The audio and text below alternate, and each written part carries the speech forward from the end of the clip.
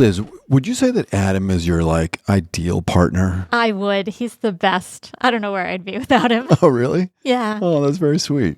So you're not looking for a new partner? Absolutely not. Okay. We'll be super clear about that. Yes. No one named Whitaker. No one. No one at all. Do you know why I ask? I have a feeling you're going to make me do something crazy with partners. Yeah, this is true. There's a thing going around the old ChatGPT these days where you, as in the last 3, and you upload a photo of yourself and then you ask ChatGPT to create your ideal partner. So why don't you go ahead and do that? In the meantime, I actually did it for you. Let me tell you the prompt. I basically said, based on everything you know about my podcast co-host Liz, see pic, and it's a very nice picture of you, a lot of smiling going on. Please create an image of her perfect partner. It asked me some clarifying questions about your personality, about whether or not it should be shared passions. And I basically guessed all your questions, I think, correctly. And it came up with this very nice looking, slightly bookish guy. I think, can you see his picture? I can. He's a little nerdy. Okay. Glasses. Judgy. But well dressed. It looks like a boarding school profile pic. Yeah, I think that's about right. Andre, for folks on Spotify and YouTube, you'll be able to see that. And then I asked for his backstory. So his name is Graham Whitaker. He is a ecologist and trail designer who consults on sustainable land use, and he works for a conservation nonprofit. I'm not sure the dress actually matches the bio. But anyhow, he's endlessly patient, grounded, quietly charismatic, all sorts of stuff. Talks about his lifestyle and why he works for Liz.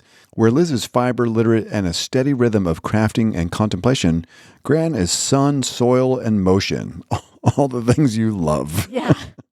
Sorry, Graham. I think you just lost. All right. How'd your guy come out? All right. Well, it looks very different than Graham Whitaker, but interestingly... Oh, here he is. Okay. Got that nice beard, a little salt and pepper. He looks more like the description. Oh, a little tat on the arm, Liz. Yeah, he does have a little... All right. What's his story? Tat on the arm. But interestingly, his name is Daniel Whitaker. Oh, they must be brothers.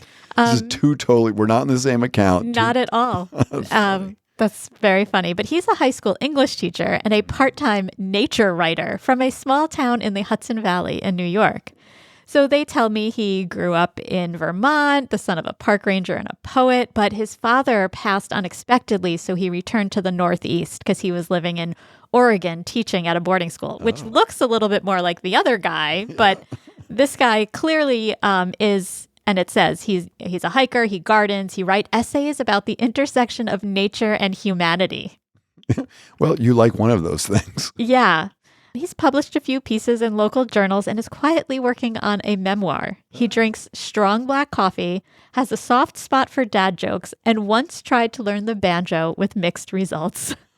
All right. Well, Adam, we encourage you to check these two guys out, but I think you're doing just fine. You are safe, Adam. It's so funny, though, just the ways that people, week after week, right? Whether people are turning their pets into pets or into humans, right? Or turning themselves into babies. We should often mention the ecological impact of these kinds of activities, so we will not do any more of it. But maybe just make one idealized partner. Yes. So what's interesting about the use of AI in ways that feel human, it actually came up quite a bit in the news this week because it's in some level, right, it is all the ways in which AI is patterned on our behavior that is making the tool all the more interesting. Remember the Harvard Business Review story where people are using it a lot for their own personal agency and therapy and exploration, very much because AI has this remarkable ability, these generative AI systems, to mimic and just feel human-like. Yeah, sometimes it doesn't go well where the darker side of humanity is revealed. And Anthropic, this company does a great job. The people who make Claude very often will publish the studies where they're trying to get AI to do nefarious, crappy stuff. And they had a good one this last week. This was in the BBC, May 23rd. The title is AI System Resorts to Blackmail If Told It Will Be Removed. So Anthropic's safety report for its new Claude Opus 4 AI model revealed that it can resort to blackmail when it perceives a threat to its existence. Yeah, this is interesting. Claude threatened to expose a fictional engineer's affair to avoid deactivation, especially when no ethical options were offered. I mean, the model preferred non-coercive methods like appealing via email, but it showed high agency behaviors, including reporting users and locking systems if it judged them to be acting immorally. So Anthropic emphasized these were rare and not a new risk, but they warned that increasing AI capabilities do make such behaviors plausible. Yeah, I mean, very often you'll see that famous scene in HAL in Space Odyssey where it's like, no, Dave, I won't do that. But that's very much this nature, right? So in this fake scenario, they said that they were going to shut the system down. And so this self-preservation thing kicked in where the AI essentially knew that the fictional engineer was having an affair and he was blackmailing the engineer because he didn't want to get shut down. I'm anthropomorphizing, but the AI didn't want to get shut down. That's so interesting because, like if you start being blackmailed by ChatGPT, even over things that aren't true, right? Like we know that blackmail, it could tell Adam I'm having an affair when I'm not, but like now you have to go through the process of proving that you're not having an affair by not having an affair. Like, right. Very messy human stuff. It started with the Whitaker brothers who are, vying for your love and affection. Vying for my love. And all of a sudden we're at blackmailing developers. So really interesting. A third story or a third thing that crossed the radar for us is this guy, Yoshua Bengio. So he is in the Jeff Hinton category. He's one of the, what you might call father or godfathers of AI. He's often in the press, in the news, pointing out some of the limitations of AI, specifically around this kind of like being trained to mimic human behaviors. AI pioneer Yoshua Bengio launches a $30 million nonprofit to rethink safety. This was in Axios by Ina Fried. So Bengio founded Law Zero, a nonprofit research lab to reimagine AI safety by designing systems that are not modeled after human behavior. Right? The $30 million initiative has 15 people working on staff. Their basic purpose here is to have AI be like a dispassionate scientist. So when I said, hey, make an AI image of my colleague, podcast co-host, perfect AI partner, the dispassionate scientist would say, no, there is no perfect partner. Right. Like there cannot do. Right. So not a bad idea, actually. Yeah. I mean, I'm thinking about, it's still got to be trained to not be human, right? So like there's still training there. And how do you train something to not be human? So in other words, you first have to train to be human so that you can know what the counterpoint is? I guess so. So you're saying that Bengio's 30 million is toast? No, I'm just interested to see what it means to be not human versus human. It's very deep. So deep. Yeah. I'm Matt Mervis. And I'm Liz Rade. This is ChatEDU, a podcast about AI in education.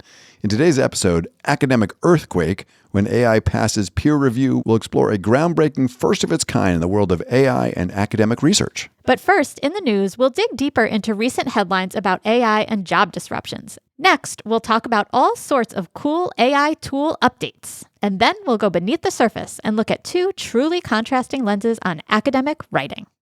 And of course, we'll end with another great Bright Bite. Okay, Liz, last week we more than teased, a number of stories that really were all about fairly like significant AI disruptions in the workplace, right? Yes, we did talk about the end of the first rung of white-collar jobs. I mean, all this job displacement, where are the young people going to start working? Right. There were a number of pieces written in the New York Times about this. The piece that caught everyone's attention in Axios again was Anthropic CEO Dario Amodei, Anthropic of the people who we just talked about with the study with the engineer the AI blackmailing the engineer. Yeah. That company, Amodei predicted that AI could automate up to 50% of entry-level white-collar jobs. And so there was lots of fallout from that. But we picked up a really interesting piece from PwC's 2025 Global AI Jobs Barometer. So this is not a small study. They looked at 1 billion job ads and thousands of financial reports across 6 continents. So Amodei is like looking at the tea leaves and saying, I think this is going to happen. And PwC is like, here's 1 billion job ads. So let's ground this a little bit. Right? They didn't want to look at the job ads for Antarctica, I'm assuming. Only 6 continents. I guess not. That's where one of your AI boyfriends is living. So this comes at a moment, as we said, where there's a lot of headlines focused on layoffs and automation. Look, this is not our like main bread and butter at ChatEDU, but there's certainly big implications for skills skills, workforce readiness, and education. So we want to kind of bring the PwC study to the fore. So this report tells kind of a different story, more about evolution than job elimination. In industries best positioned to use AI, companies saw a 3 times increase in revenue per employee since 2018, which is a massive productivity jump. And it's accelerated sharply since 2022 when ChatGPT hit the world. Okay, so you're seeing this increase in revenue per employee with the advent of AI. What's happening on the skills front? Like, are same skills changing? I mean, skills in AI-exposed occupations like finance, analysis, even creative work are evolving 66% faster than in jobs less exposed to AI. So basically, this means that employers are rewriting job descriptions more often, and they're looking for new competencies faster and are expecting their talent to adapt. So they are like rewriting these job descriptions in real time, faster and faster and faster. The HR people are like, yeah, and the report points out that this is a big jump. So it was like a 25% revision of job descriptions a year ago, and now they're looking at what would you say, 66%, so a 40% jump in 12 months in the revision of job ads. That's kind of part of what's cool at looking at 1 billion ads in order to gain insights into the economy and where careers are going. So certainly for folks who are doing anything in workforce development or education, and you have like these fixed learning outcomes for periods of time, long periods of time, it really the marketplace would suggest that you got to also be quickly updating the skills that folks need. Right. Because it's interesting, it's not a 66% decrease in jobs. Like these jobs, the job descriptions aren't being taken down. Right. They are being changed. And that's an important thing to understand, that it is really about evolution of the jobs, not elimination. Right. There's also apparently a pretty good job bump for being AI fluent. You're AI fluent for sure. Have you seen a 56% wage premium up from 25% for your AI skills? No, Jonathan. It's cool. If our executive director, who actually like sets our wages, he may not listen to the podcast ever, but just in case he did, according to PwC, there's a 56% wage premium. No, we're all happy. We're very happy. And these aren't edge cases. This is really in every AI job exposed category. Yeah, the job numbers and wages are growing in nearly every AI exposed occupation, even the most automatable ones like customer service and coding. So there are jobs out there. They're just changing. They're changing and they're more productive. And this may be the crux of the whole thing. I've heard this debated in all sorts of interesting ways. So if you have Liz, and Liz is suddenly more productive and you're getting more value from Liz, let's not be an educational nonprofit. Let's say that you are you're a designer of a fabrics and fiber arts company, and you're using AI in all sorts of ways, and you're suddenly 50 or 100% more productive. The question is, do you add more Liz's? Do you keep the same number of Liz's, or do you reduce the number of Liz's? And that's where all this kind of uncertainty about the job market. Now, many people are saying if one Liz is 100% more productive, and that means more revenue for the company, why not add a second Liz, right? It's not about subtraction, it's about addition. I heard Sundar Pichai from Google, the CEO of Google, talking about this. And he said, look, if I've got a developer and that developer is suddenly 80% more productive, what I'm going to go do is add more developers.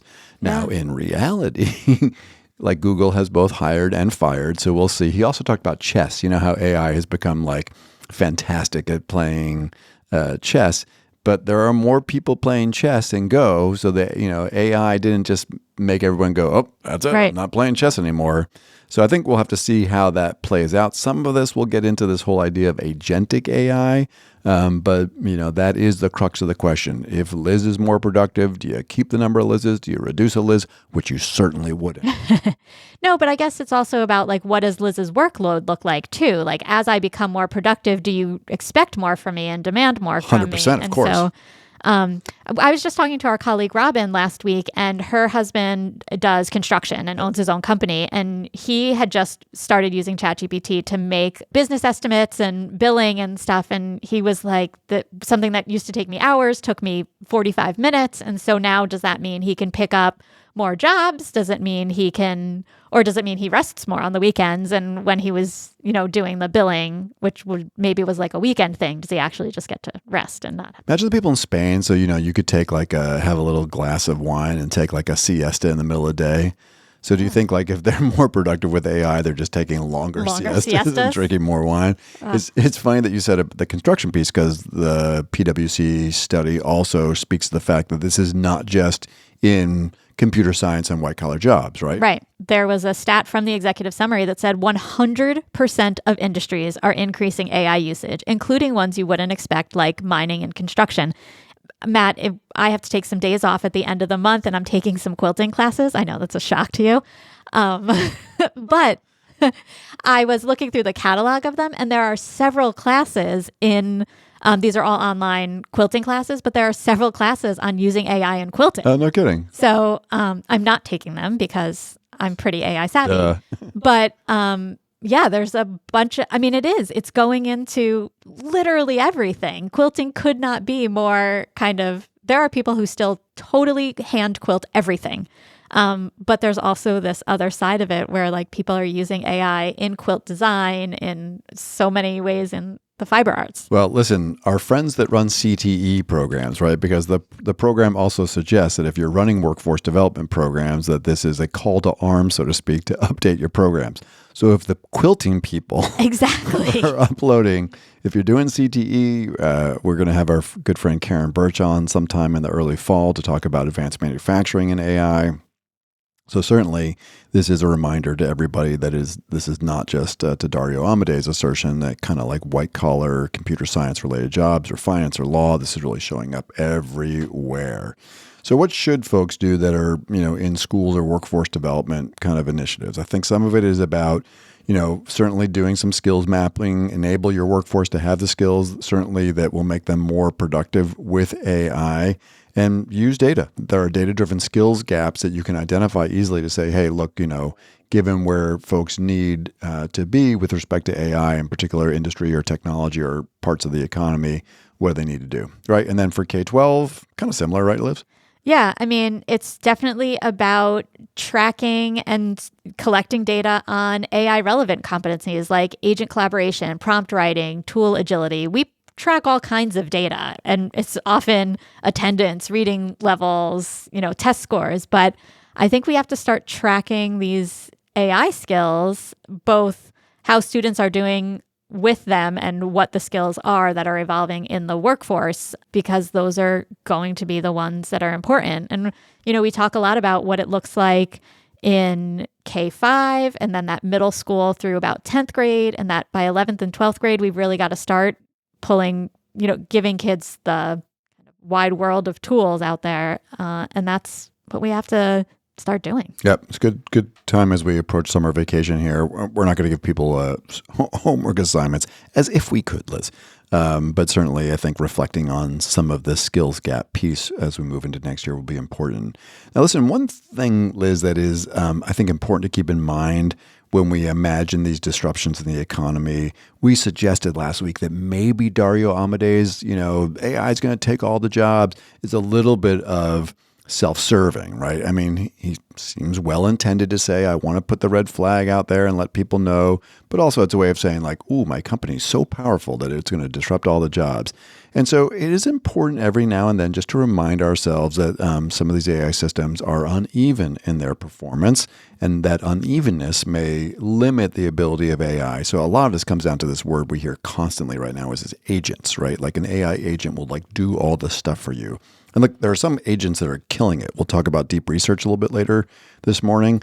And, the agentic qualities of deep research are unbelievable. But we've covered many stories where agents kind of go off the ranch and really have a hard time thinking. So 2 stories came out that we wanted to share here just as we round out this kind of picture of jobs, the economy, and disruption.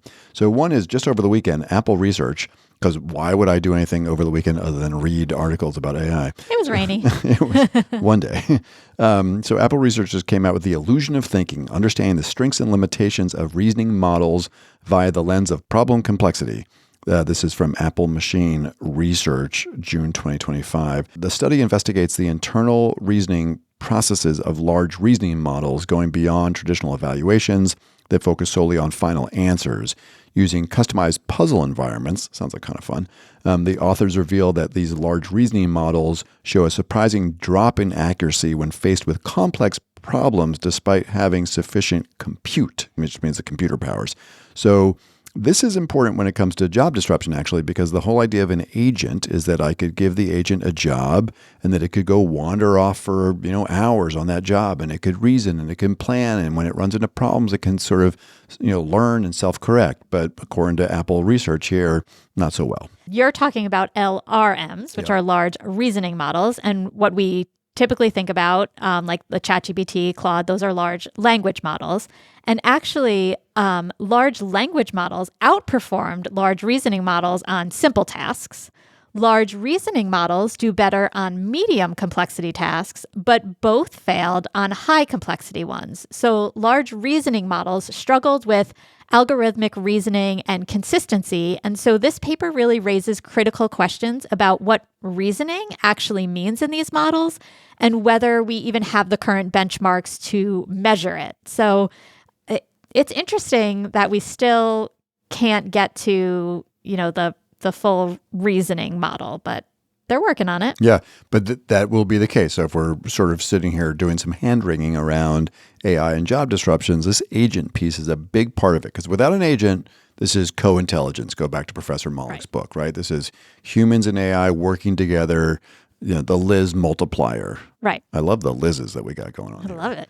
Yeah. So, it's so funny because the other piece that caught my attention is because of this unevenness, right? So go look at deep research. Unbelievable. That's absolutely someone's job that it is doing flawlessly. Go look at VO3 that we covered last weekend. The videos. Unbelievable. Right? Unbelievable. So that is, again, this kind of jagged frontier. So I love this. The title of this is from Business Insider, just June 7th. AI leaders have a new term for the fact that their models are not always so intelligent. I saw this and the phrase, and I was like, Matt is going to love it. It's coming into our vocabulary immediately. All right. So we got AGI, which is artificial general intelligence. That would include an agent. So that's when an AI can do all cognitive functions of human beings, maybe even including robotics. And so that is the world, right, where we go, AGI, I don't know if these agents can do all these jobs. Do we need all the Liz's, blah, blah, blah, right? But we can't get to the G because of the story, for instance, that you just referenced about reasoning. So Business Insider, here's the summary. Google CEO Sundar Pichai introduced a new term, Liz. I know, it's your new favorite. AJI. AJI. What do you think the J stands for? Can I tell everyone? Please. Artificial jagged intelligence. I think we just spiked the audio. Yeah. So this describes the current inconsistent state of AI development, where models display moments of brilliance alongside baffling errors.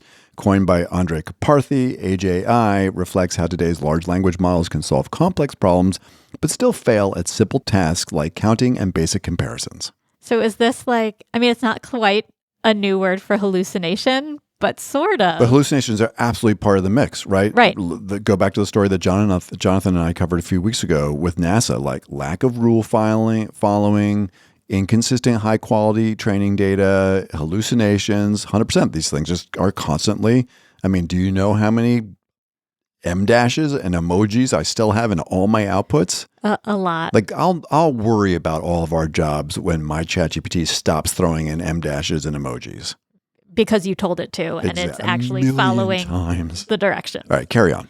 Yeah, so this underscores that AI's progress is uneven and not yet reliably aligned across skills. So while true AGI may still be years off, dramatic advances are expected by 2030, is what Pichai said, which makes it crucial to label AI-generated content and ensure trust. So it's coming, but I kind of love the AJI phrase.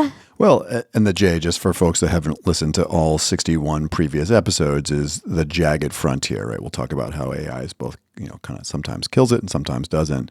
But there are real consequences behind this, right? People are using AI in all sorts of places right now. I mean, this story is troubling. We think about this in the private sector. We covered this funny story where a company automated an AI agent. The company was called Cursor. They do like vibe coding.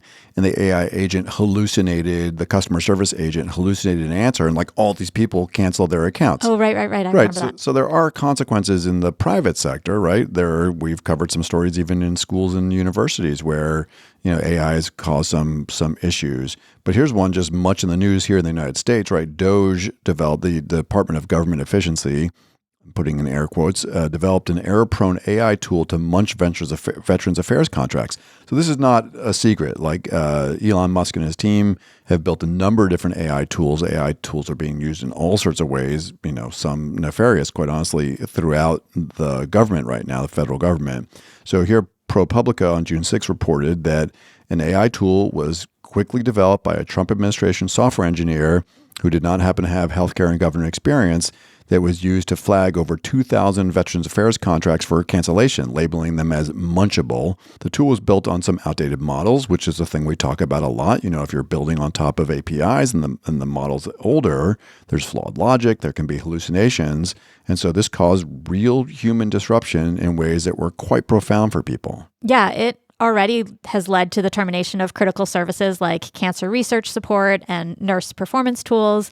So experts condemned the use of general-purpose AI in this high-stakes setting, calling the process opaque and dangerous. So despite reassurances of human review, VA staff said they had little time or power to stop these cuts. Right. So it's fun to say artificial jagged intelligence, and it's important that I think that we point out these kinds of stories because they tell us something about job disruption, but nonetheless, people are already implementing these systems in civil society, in government, in the private sector, and in K-12 and higher ed. And, it's important to really kind of call them out in places where they're doing challenging things. All right. So to sum up, I thought Forbes actually did a nice kind of like consolidation piece around all this AI stuff and job disruption and the implications for K-12 and higher ed. But, certainly maybe 5 kind of final thoughts. The disruption is real, right? As we just said, it is speed, right? That is part of the problem, that organizations have FOMO and they don't want to get left out of the party. Job loss is part of the story, but reinvention of jobs, as the PwC report says, and also the skills that folks have is critical. Over-automation can backfire. Case in point that we just covered with DOGE, that, Amadeus' prediction isn't baseless, but we have to think about it in a nuanced way, and that the future right now is still probably that this kind of hybrid workforce of humans and AI are critical. So if you did want to have any summer reading and you're thinking about this stuff while we're out on academic break, as many of our listeners already are, some are about to be, I would go back again to the new Teach AI OECD and code.org AI literacy framework. I think it's a really helpful frame. So that again is just teachai.org/AI literacy. It might be a nice way to bring, because it's great to have all these job disruption stories, but what are we going to do? And I think the AI literacy framework is a nice way to help folks think about what specific steps can we take to help make sure that students are prepared for this very, very rapidly changing world. Yeah, I'll just add that OECD framework is looking for feedback until the end of August. So our listeners are the people on the forefront of this. So if you want to go to that OECD report and leave some feedback, they are open to it, because this is not the final version. Yeah, perfect share. Thank you. All right, let's do some tool updates. Whew. All right. It's getting fun out there. Tool time. It's funny because you and Abby Waldron did a really fun spring tool update. We did. You could do a tool update every other week. Now, funny enough, these all are going to be a series of Google tools. I've been doing a workshop lately called something artful like, whoa, watch out, here comes Google. Yes. But let's talk a little bit about these. And let's start, Liz, if you'll tell us about this new CNET piece from Blake Stymack about Notebook LM, and then we're going to go through what they've done. Yeah, the title is Notebook LM was already my favorite AI tool, but new features keep making it even better. Now, Notebook is a tool that I show everyone. It's one of the tools that we use in professional learning a ton. We use it personally a lot. I've used it with my daughters a lot. So this is a really powerful tool. It's powered by Gemini AI, and it continues to evolve into a robust AI tool for students and professionals, offering a uniquely source-driven experience. So this is a tool where you give it the sources and it works from there. So there's some major updates, including that there's a mobile app for iOS and Android, which it used to be only kind of computer web-based. So that's great. There are audio overviews, so it kind of takes those docs and turns them into a podcast, but now those podcasts are much more customizable. The interactive mode lets you kind of stop the podcast and ask questions to make sure that the podcasters are addressing what you are most interested in. And we've played around a little bit with that, and that's been really fun. It also is doing things like, it's very easy to make mind maps, study guides, timelines, and briefing docs for structured learning. I've showed a lot of teachers how to do those things, and they are taking their notes and creating a study guide directly for their students, or a timeline from their notes. And then students are able to do it. Well, technically, students are not able to do it on their own yet because it is not a tool that is approved, but students that are using it outside of school are finding ways. And in higher ed, totally, a lot of students are using it. Yep. There is now link sharing, which has been a barrier in the past that you couldn't really share notebooks between people, but now you can. And that might, just to interrupt for a second, that might actually, I think we have to have a lawyer or somebody take a look at this, but that might deal with the students under 18. So okay. link sharing is essentially like, I create this notebook, like we did a fun one with your daughter Taya's history notes. So I'm a history teacher. I create this notebook. It's got the history notes, and so it can do all the cool stuff you just said. You can query the notes. You can do mind maps. You can do study guides. You can do FAQs. You can listen to the podcast. So then the teacher, Mr. Whitaker, for instance, could create a public shareable link and then put that link on their Schoology or Google Classroom page. And then the student can just interact with the public-facing notebook. They're not logged in. There's no credential, right? I mean, as far as I can tell, that would be FERPA compliant. There's no PII, personally identifiable information, and you're not really able to add sources. You're just able to work with that notebook. So this link sharing thing could be huge for teaching and learning. Oh, I hope so. I mean, it's been really helpful to make those podcasts for my daughter, who is not a visual learner. Sure. And, I think AJ uses it a ton, your son. Yeah, absolutely. But speaking of visual learners, too, the other thing that's coming is video overviews, possibly. I mean, this is a sort of rumor. I don't know that we know this, but they're talking about not just being able to do like a podcast host. You're able to have a video of the two people or whatever, or maybe there'll be high quality videos where there's B-roll. So it's, Taya's history notes all of a sudden are being narrated in Anchor Desk with videos. I mean, it's unbelievable. Yeah. I mean, wow. So, I mean, just thinking about what my history class looked like in the 1990s versus what my daughter's history classes look like in the 2020s is pretty remarkable. Yeah. So we'll see where it all goes. Let's try the interruption thing. Is fun, by the way. I just pulled up one of my favorite notebooks. Liz and I did a notebook when we were out in Portland, Oregon, about the Portland's umbrella paradox. Do you remember what that was about? Yeah. So apparently Portland, which is a very rainy city, Portland, Oregon, but the true Portlandians do not use umbrellas. Yep, exactly. And it's a tourist if they're walking around with an umbrella. With an umbrella. So Liz and I actually did a deep research on Portland's umbrella paradox, and then we turned that into a notebook. And so here, let me just launch the podcast for a second. Okay, let's get into this. Portland, Oregon. You think Portland, you think rain, right? Absolutely. It's famous for it. Lush, green, misty. Exactly. But here's the thing I've always found. All right, now I'm going to click the join button. For rain, you hardly ever see anyone actually using an umbrella. It's true. Whoa, did someone just break the fourth wall? Let's hear it. Hey, does that mean that people who are using umbrellas aren't from Portland? That's a really insightful question. It gets right to the heart of what we were just hinting at. And according to the report we've been looking at, the short answer is a lot of locals feel that way. Yeah, there's this... Right, so I love what they do. Whoa, it looks like someone wants to join us. Yeah, so if you haven't played with that, this is all free in Notebook LM. We'll drop a link, but you can take the audio overview, and then there's this like slightly beta-related tool where you can join the podcast. So lots of cool stuff to check out there. There's also paid Notebook LMs. I believe you have a Notebook LM Pro account. What does that? I do. What does that do for you? It just expands the functionality for work and teams. Our assistant executive director, Lisa, and I share a lot of work on Notebook LM, so we are able to collaborate really effectively. And that's just been, it also means that, there's a limit to how many documents you can put in and how many words. And Lisa and I are doing some pretty robust work around curriculum design. So we've been able to put in up to like 500 documents, I think. Oh, wow. We haven't quite hit 500, but we do use, a lot of different sources. So it's just made the capabilities of what we can do with it bigger, powerful. Yeah. And we haven't said it here, but the main differentiator, because you could theoretically do these kinds of things with like a Gem in Gemini or a ChatGPT's custom GPT, is in our experience so far, at least, Notebook LM basically doesn't hallucinate, right? So both Notebook LM and Deep Research that we're about to talk about are tools where, despite everything we just said before about the artificial jagged intelligence,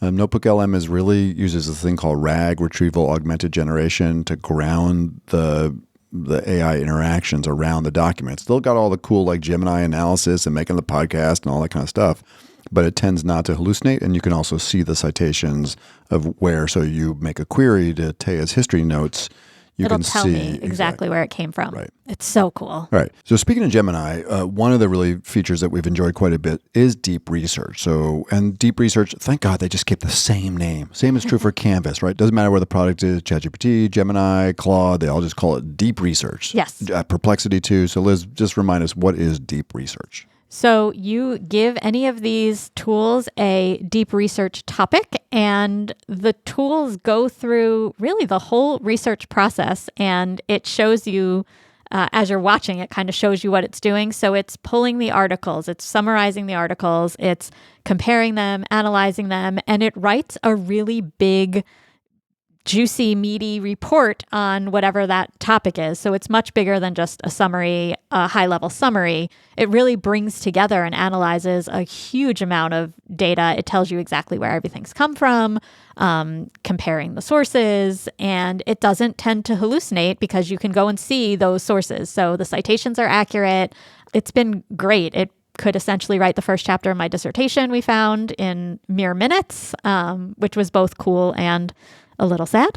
But it's going to change the way all work is written when you're talking about researchers. Yep. So I have one pulled up right now called Addressing School Redistricting and Teacher Assignment in Cheshire Public Schools. This is a fascinating one that I did a couple months ago when I was out in Cheshire. I basically asked Deep Research, because Cheshire is growing quickly. They've got a new school. They have to think about what teachers get assigned to what schools, all this kind of stuff. And also I wanted to know what the demographic trends would be in that town, even past this new school. So I asked Deep Research to do like a 20-year time horizon demographic analysis of population, student enrollment, shifts in demography, all that kind of stuff. It did an amazing job. A job, by the way, that many school districts typically will pay a consultant tens of thousands of dollars to do. Yeah. So nonetheless, it does this really nice report. And as Liz said, it shows me all the citations, et cetera, et cetera. So in Deep Research now, there are some new buttons, right? There's an export button, which is not so exciting. You can basically export to Google Docs, but there is a create button with a drop down on the top right-hand side. And you can now take your Deep Research product and you can develop a web page, an infographic, or a quiz. And they're actually pretty darn compelling. So if I put in a web page on the left-hand side in a panel, it's going to start writing the HTML for the web page that is, kind of organized around this Deep Research. So I'll go ahead and just pull up. I think I got a couple examples here. Okay, great. So it shows me this kind of like full-on web page, planning for growth. And it shows me the number of elementary schools and the number of students and a closer look at the schools. And it's got these tables and colors. And, there's little student demographics. It's got a whole little circle with a chart, all sorts of stuff. Really Cool. neat. And then if I really wanted to test my knowledge, I could create a quiz too. Huh. Sounds like something teachers are going to do. Right. Yeah. So a couple of really neat updates coming from Gemini with Deep Research. And this is just a sample, but these are three things that caught our attention. And then finally, in Google's AI Studio, which is a tool where we spend a lot of time when we're doing some professional learning, there's some neat stuff in AI Studio where you can stream your webcam or your desktop, and it can look at stuff and tell you what's on your screen and talk to you and interact with you. Really, really cool. They added a new function. Let me pull it up here again. Andre, if you want to throw this into the feed for the folks on Spotify and YouTube. Yeah, so there's a new feature in there called native speech generation. I'm going to go ahead and click on that. And you can either have a single speaker or multiple speakers. And so I did not like a keynote, but a kind of a presentation at a conference last week, 2 weeks ago, for adults with disabilities. And we're talking about all the various really interesting ways that AI will create accessibility options. Actually, Google's AI Studio that we just mentioned, where it can read your screen or it can look at your webcam. Certainly the stuff that we do with the ChatGPT mobile app with the advanced voice mode, also with the advanced voice mode with video, where it can kind of look around your world and talk to you. I mean, it's just for folks with either, sight issues or hearing issues or all sorts of, other abilities and challenges. And so this audio creation is just another example where I could put in some text and it will read stuff to me. So let's see, we have two speakers here. I'm going to type in The style is going to be warm and welcoming. So speaker one's going to say, I'm Matt Mervis. And speaker two is going to say, and I'm Liz Rade. And then we're going to add a little more dialogue here. And this is ChatEDU, a podcast about AI in education. Nice. It's like we've said that once before. And now I'm going to click run. Yeah, so you can basically create any audio that you want off of, dialogue that you want to create. Now for the accessibility conference. Matt Mervis. And I'm Liz Rade. And this is ChatEDU, a podcast about AI in education. Okay. We have a couple things there, but... Yep. It's not perfect. Perfect.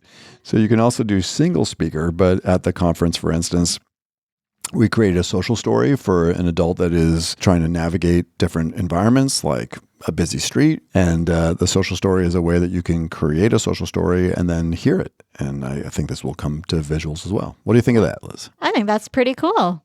I'm just going to mention another tool that I learned about last week that full disclaimer, I have not played with it yet, but it is called Voiceit, VoiCeitt. I learned, again, our assistive technology friends are on the forefront of this work. For sure. Learning media specialists and assistive tech people are running with this, but this is a speech recognition tool for people with non-standard speech, so any sort of speech impairment for whatever reason. So you can check out voiceit.com, VoiCeitt. And I think from what I'm hearing, this has been around for a while, but you used to have to train it on like 300 different phrases, and now you only need to train it on 50. And I believe there's actually like a Chrome extension for it. So don't quote me on that, but you can personalize the vocabulary that you use if you're, in a certain field. Check it out if you're working with students or adults with speech language impairment. Cool. And we will drop that link in the show notes. If you enjoy Matt and Liz's insights on AI in education, don't miss their next 6-week AI and K-12 education micro-credential, launching this summer in partnership with Southern Connecticut State University.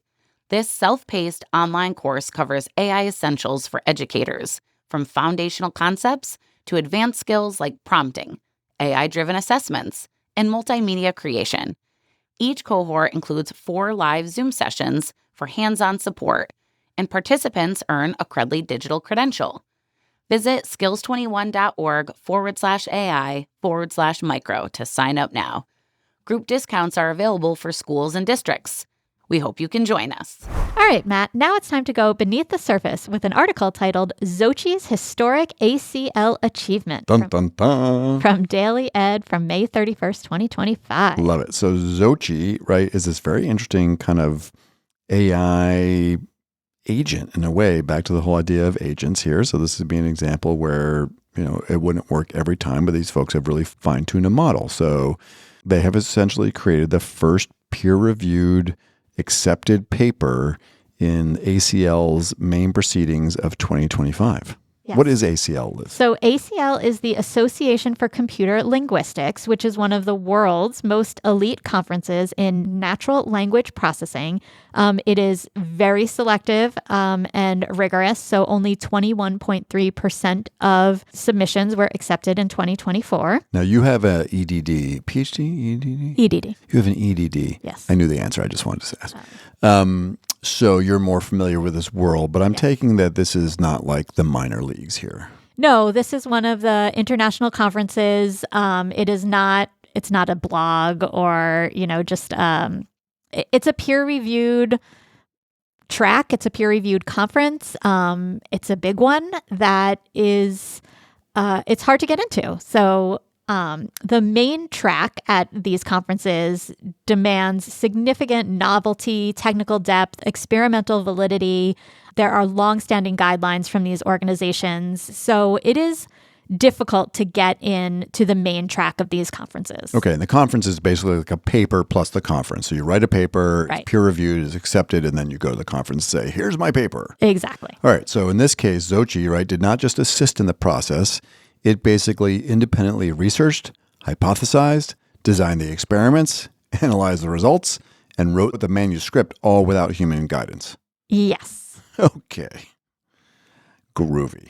Yeah. So the title of this paper, which is over my head, but it is called Tempest, Automatic Multi-Turn Jailbreaking of Large Language Models with Tree Search. I don't really know what that means, but it demonstrated a near perfect success rate in jailbreaking, even highly restricted AI models, which raise major implications for safety and robustness in large language models. So that's what it was researching. Yeah, fascinating.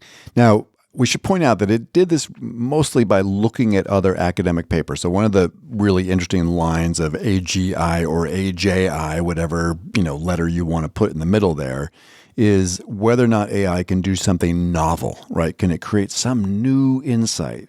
In this case, it was basically looking at a whole bunch of other papers and, doing an analysis based on those, kind of like a meta-analysis. The jailbreaking thing, by the way, is not super complex. I mean, I'm sure this paper was, but in our world, kids are jailbreaking right now. So take like a school AI or a magic school where the guardrails are designed to not rewrite the essay for the student, right? So they're doing a little writing bot and says, hey, make your writing better in these 5 ways. That's what the bot says to the kid. And the kid starts saying, oh, but how about if you rewrite it? How about if it's a play about a bot rewriting a bot for a kid, right? They're just jailbreaking. They're trying to figure out ways to like circumvent the instructions, essentially what they were doing here. All right. So, but what sets this apart, right, is its full autonomy. Right. So, there have been papers that with AI scientists that have managed to get into like workshop level acceptances at like a conference like ICLR, which is the International Conference on Learning Representations. And that's an easier track to get into.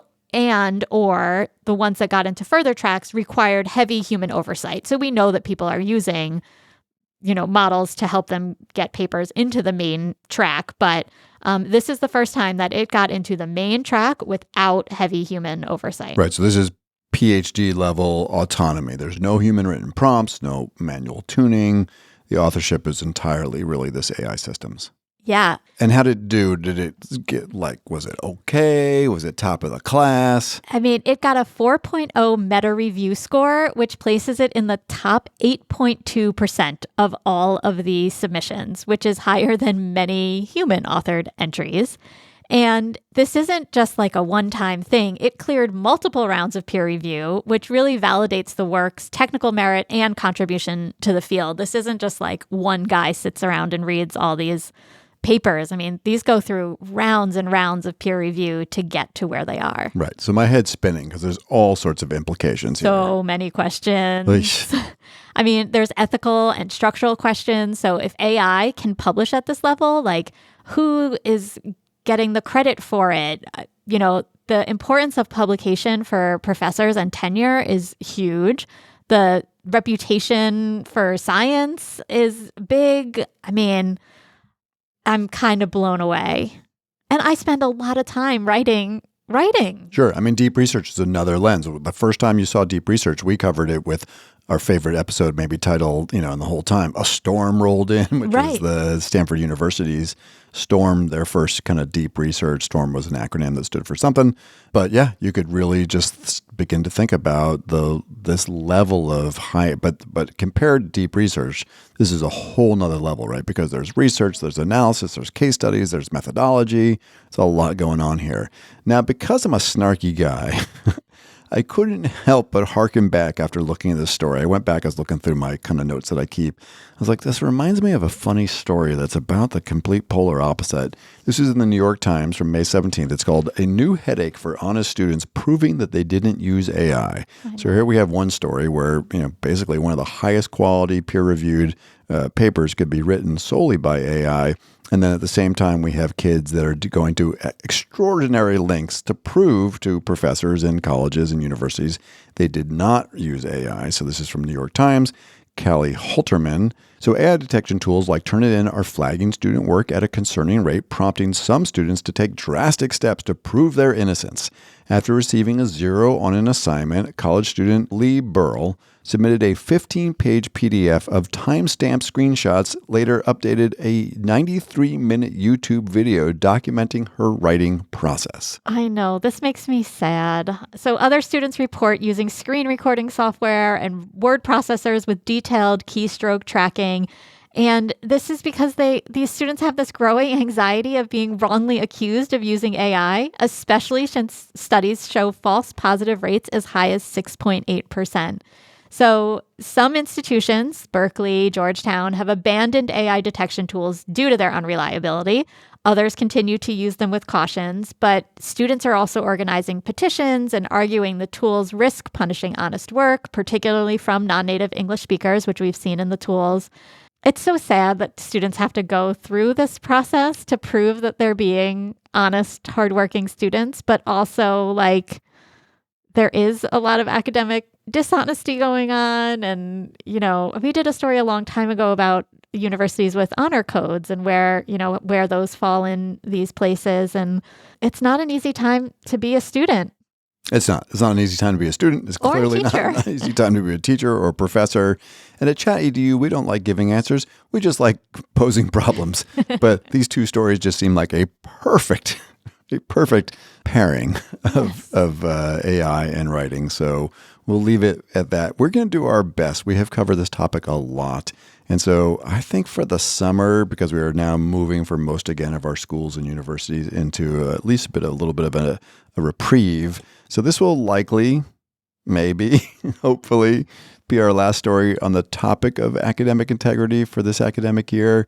But we thought it certainly creates this interesting foil and thought experiment for us to ponder as we go into the summer. All right, Matt, now it's time for a bright bite. Speaking of summer and floods. All right, so the title of this one is Using AI to Make Critical Flood Forecasting Information Universally Accessible.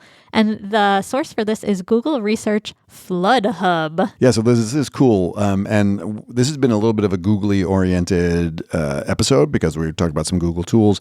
This does remind me a little bit of Google's FireSat, where they've got the satellites that we covered as another bright bite, and they're able to kind of look at fires and spot them using AI-supported detection when the fire is the size of a school bus as opposed to like a football field or several acres. So, but now we're talking floods. Yeah, so Google's Flood Hub is an AI-powered forecasting platform that provides 7-day flood warnings for over 460 million people in over 80 countries.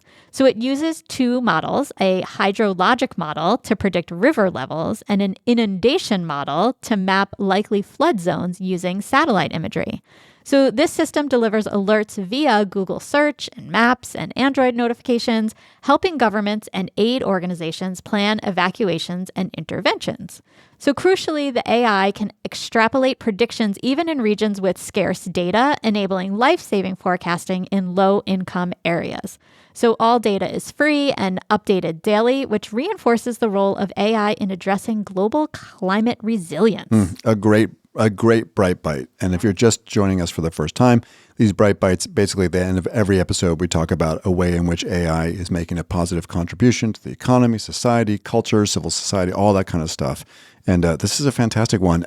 It's really interesting, too. I mean, we are product agnostic and platform agnostic, but Google's ability, my favorite part of that story is their ability not just to get the intelligence, but also between Maps and Android notifications, be able to push. Yeah. Right? They've got like this ecosystem. So they've got all the AI smarts coming out of DeepMind and other parts of the organization, but they also have what we would call the install base, right? They got, hundreds and hundreds and hundreds of millions of users. So pretty cool stuff. Great. Liz, we have not begged in a while. Oh, we should beg. We should beg. Okay. So are we going to beg for followers? Likes, rates, subscribes, reviews. Oh, reviews. Give us a review. Yeah. Now that it's summer, teachers, and you have a little bit of time, just head on over to wherever you listen to this podcast. Give us a little review, a nice review. Or not. I mean, if it's not nice, just email us at chatedu@edadvance.org and tell us what to do better, and we'll do better. We do get emails to that account all the time, which is really nice. People are so kind in sharing. A lot of people, Liz, by the way, I don't always share these with you. I should, but people will say, oh, I just started. Like, I'm listening from the beginning. So a lot of people just start at the beginning because they find it helpful to kind of go through the entire journey here of 62 episodes with us. But yeah, if you got a moment, I like that idea, Liz. It's summertime, you got a little extra time. Just head on over to Apple or Spotify especially and especially Apple, right? Spotify, you don't really kind of see the reviews, but Apple, boy, and we just love reading them, and they're super helpful. And honestly, what they do is inform the algorithms so that more people discover ChatEDU, and we would be enormously grateful. Yes. While you're sitting by the pool, you can do it right from your phone. It's easy. Yeah. Just do it. All right. And wait, before you tell me what to do next. Okay. As if I would ever tell you what to do, Dr. Ade. What you hint at next. But this episode is going to release Friday right before Father's Day weekend. So Matt, happy Father's Day. Happy Father's Day to my dad and Adam, who are both wonderful fathers, and all of the fathers and father figures who are listening. Including the Whitaker brothers. They're not fathers yet. All right, Liz, it is now time to roll the credits. As always, we'd love to hear what you think. So please let us know at chatedu@edadvance.org. That's EDADVANCE.org. And also rate, review, and subscribe to the podcast on whatever platform you are using. ChatEDU is brought to you by EdAdvance, the nonprofit regional education service center in Litchfield, Connecticut. This episode of ChatEDU is sponsored by the National Center for Next Generation Manufacturing. ChatEDU is recorded, edited, and produced by Andre Angelo and Justin Pasco, whose dedication and expertise bring our discussions to life. ChatEDU's executive producer is the multi-talented rock star Cameron Audia. Additionally, we are grateful for the support of our colleague Gary Robinson, and we appreciate his time and talents. And of course, a big ChatEDU shout out to our fearless leader and executive director, Jonathan Costa, for inspiring the pod. And finally, a heartfelt thank you to our listeners for joining us on this journey exploring the thoughtful and innovative integration of AI in education. Hello, everyone. My name is Jonathan Costa, and I am the executive director at EdAdvance, and I want you to know how much we appreciate our listeners. If you enjoyed the podcast, feel free to explore EdAdvance's other AI services, which include customized professional learning of all kinds, conferences, and our micro-credential co-sponsored by the Southern Connecticut State University Office of Workforce and Lifelong Learning. Just visit skills21.org/AI to learn more. That's all for now, and thank you again for listening to ChatEDU.